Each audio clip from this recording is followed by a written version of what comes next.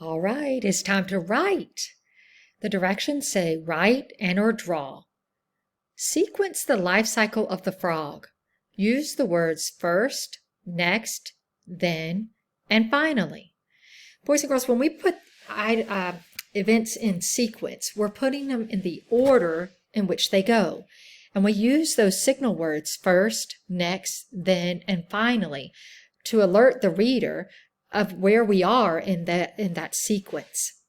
So you're going to respond today by writing the sequence using these signal words.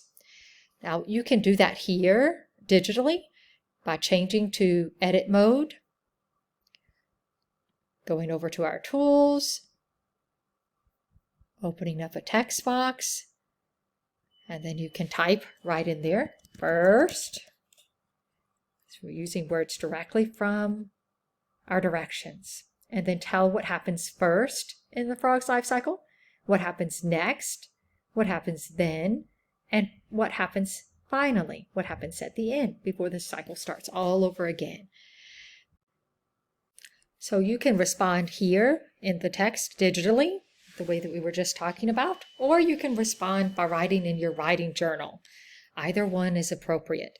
Don't forget that if you respond digitally when you're finished with your answer, to click on the Save button up here with the cloud so that your answers are saved. Good job, guys!